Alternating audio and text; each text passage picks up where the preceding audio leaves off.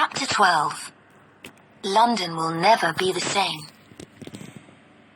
Toby's mother shook her head in sadness. "We have no home now," she said. "Where will you stay?" Robert asked. "My sister Nell lives across the river with her family. We'll stay with her." "You'll be safe there," said Lucy. "The fire didn't spread south of the river." "But what about Uncle Oliver and Aunt Bess?" Molly said. "They can come there too," her mother replied. "We'll be one big family then." The boat reached the other riverbank. In this part of the city, the streets were quieter. It was easier to push the cart. They arrived at Aunt Nell's house at 10 o'clock. When she opened the door, Aunt Nell looked at them in amazement. All their faces were black, and they were covered in dust and ash. Aunt Nell did not recognize Toby, Molly, or their mother. Everybody washed, had a meal, and felt better. Toby's mother went to bed and fell asleep at once.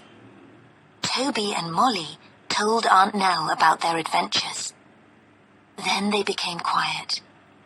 They were thinking of their home. They were tired after such a long and exciting night. "We are lucky," said Toby. "We had somewhere to go. There must be lots of people with nowhere to go. They will have to sleep outside or go into the countryside."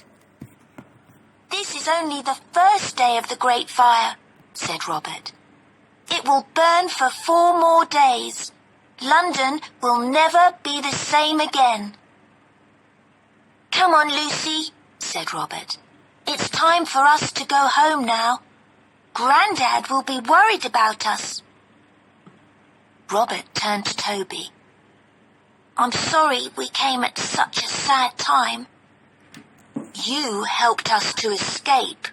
Thank you," said Toby. "I don't know if we will see you again," Lucy said to Molly, "but I will never forget you." "May I look at your time travel phone again?" Toby asked Robert. Robert gave him the phone. Toby pressed a few of the buttons. "Perhaps one day I will travel to the future," he said. He grinned, then handed the phone back.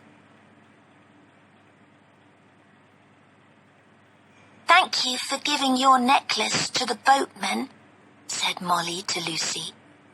Lucy smiled. She was sorry to lose her necklace, but she was pleased to help. "We must go," said Robert. The children waved goodbye. Robert and Lucy put in the password backwards and pressed the green buttons on their time travel phones. Everything went dark. There was the sound of wind rushing. Then they were back in Grandad's study.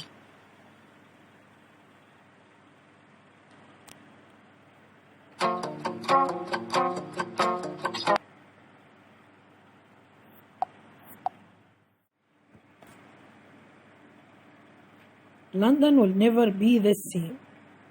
The family went to stay with Toby's aunt. Aunt Nell lived across the river with her family. Uncle Oliver and Aunt Bess could go and live with them.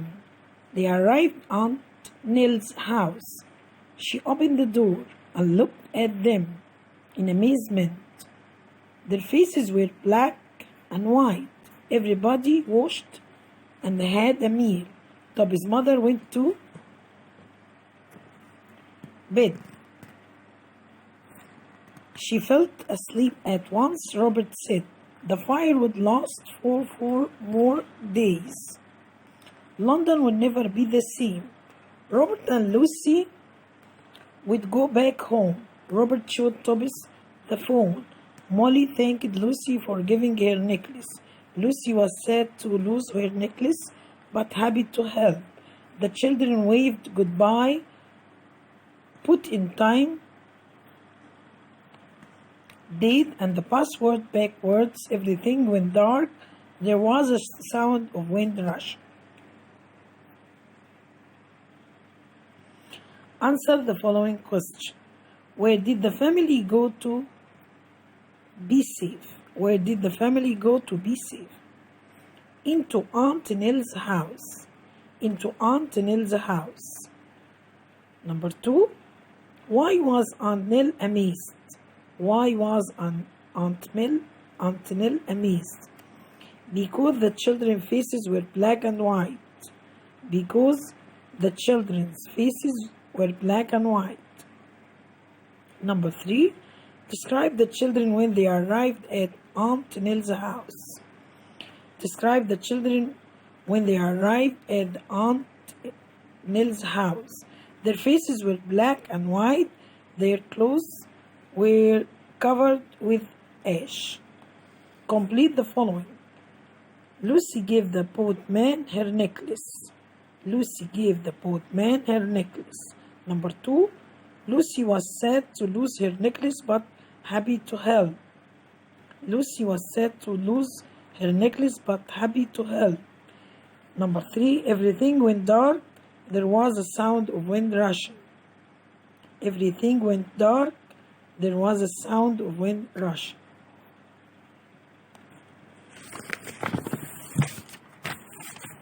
Now, answer the following. Where did Aunt Nell live? Where did Aunt Nell live? She lived across the river.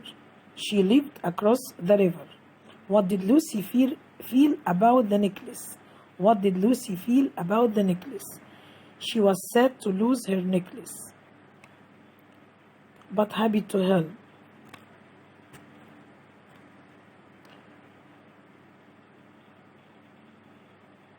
Complete the following sentence. When they arrived home, everybody washed, had meats, and felt better.